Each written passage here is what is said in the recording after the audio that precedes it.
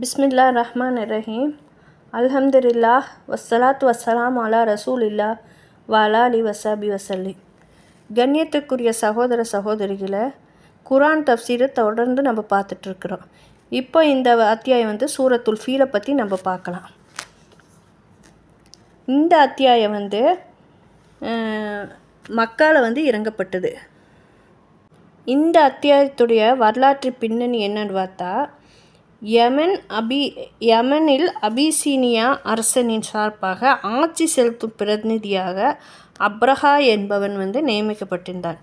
யமன் நாட்டின் தன் ஆட்சி அதிகாரத்தை முழுவதுமாக பலப்படுத்தி கொண்ட பின்னர் இந்த திட்டத்தின் ஆரம்பத்திலிருந்தே ரோமபுரி அரசும் அதனுடன் உடன்படிக்கை செய்து கொண்ட அபிசீனிய கிறிஸ்தவர்களும் கொண்டிருந்த குறிக்கோளை அடைந்த அப்ரஹா செயல்பட ஆரம்பிச்சிட்டான்.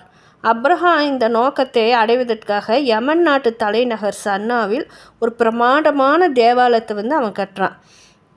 இதனை அரபி வரலாற்றாசிரியர்கள் அல் கலீஸ் அல்லது அல் குலைஸுங்கிற பேர் இதுக்கு சொல்கிறாங்க.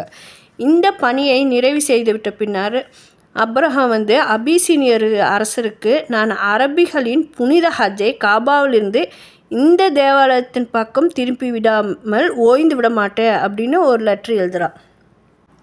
அப்ரஹா யமன் நாட்டின் தன்னுடைய இந்த நாட்டத்தை பகிரங்கமாகவே அறிவிக்கிறார். அரபிகளுக்கு கோபமூட்ட வேண்டும் என்பது எதற்கான, அவர்கள் கோபமடைஞ்சால் ஏதாவது நடவடிக்கை மேற்கொண்டால் அதனால் மக்காவின் மீது தாக்குதல் நடத்திடவும் காபாவை இடித்திடவும் தனக்கு ஒரு சாக்கு கிடைத்துவிடும் என்பது அவனுடைய எண்ணமாக இருந்துச்சு. முகமது பின் இஸ்ஹாக் இதை பற்றி சொல்கிறாரு. அவனுடைய இந்த அறிவிப்பால் கோபமடைந்த ஒரு அரபி எப்படியோ தேவாலயத்தினுள் நுழைஞ்சு மலம் ஜலம் கழித்து விட்டான். இந்த செயலை ஒரு குறைஷி குலத்தவன் செய்ததாக இப்னு கசீர் எழுதியிருக்கிறாங்க.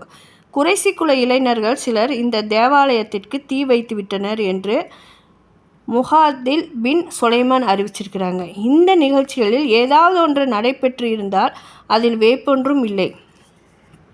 ஆனாலும் அப்ரஹாவே தன் ஆட்களின் எவரையேனும் பிறர் அறியா வண்ணம் ஏவி இப்படி ஏதேனும் ஒரு செயலை கூட அவன் செய்து வைத்திருக்கலாம்.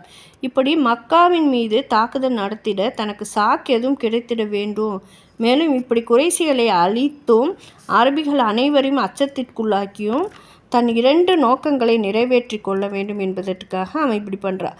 மொத்தத்தில் இந்த இருவித நிலைகளிலும் எந்த நிலையாக இருப்பனாலும் காபாவின் மீது நம்பிக்கை கொண்டவர்கள் அப்ரஹாவின் தேவாலயத்தை இப்படி இழிவுபடுத்தி விட்டார்கள் என்னும் செய்தி அவனுக்கு எட்டியதும் அவன், நான் காபாவை இடித்து தள்ளாதவரை ஓய மாட்டேன் அப்படின்னு சபதம்